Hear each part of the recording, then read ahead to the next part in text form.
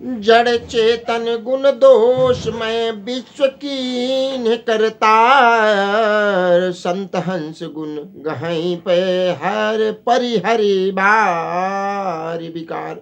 विधाता ने इस जड़ चेतन विश्व को गुण दोषमय रचा है, किंतु संत रूपी हंस दोष रूपी जल को छोड़कर गुण रूपी दूध को ही ग्रहण करता है।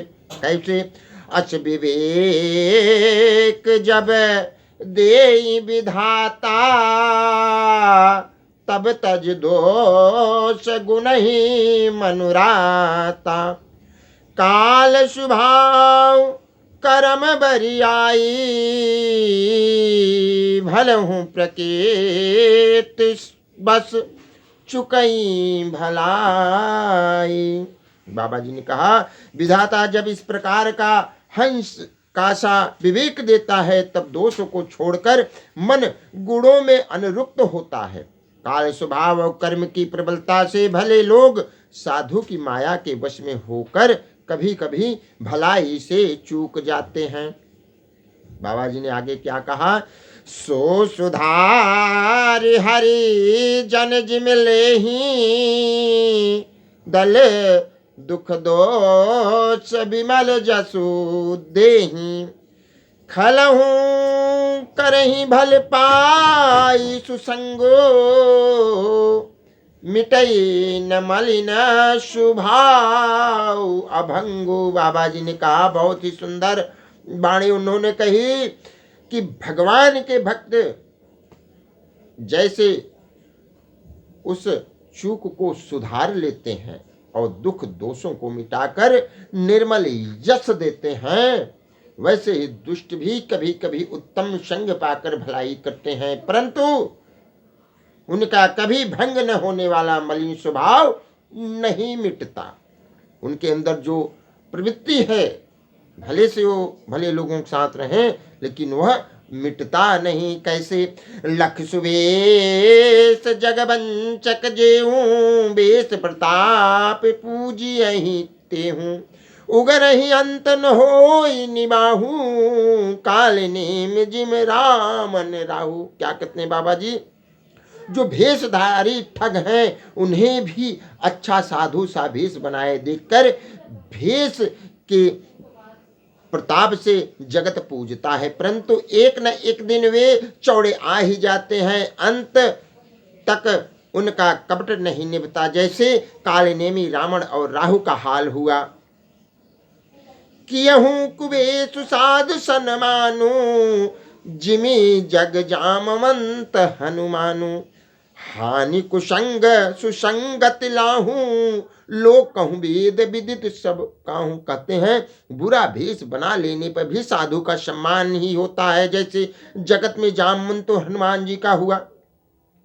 बुरे संग से हानि और अच्छे संग से लाभ होता है, यह बात लोक और वेद में है और सभी लोग इसको समझते हैं।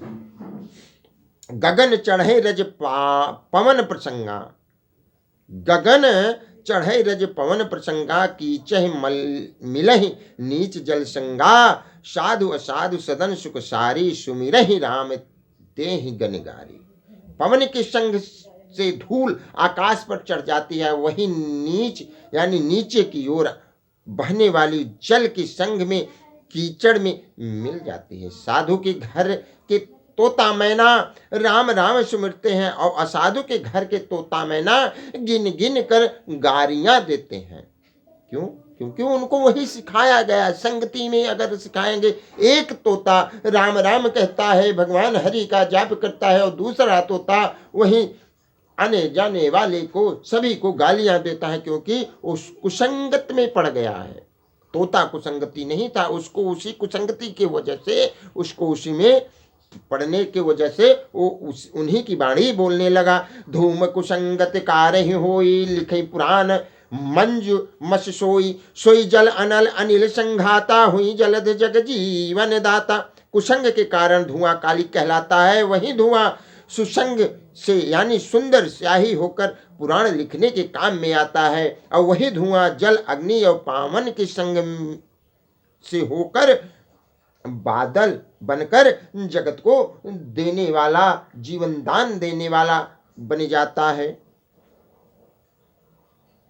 आगे कहते हैं बाबा जी कि ग्रह भेषज जल पवन पट, पाए कुजोग सुजोग, हुई कुवस्तु सुवस्तु जग, लखहि सुलक्षण लोग।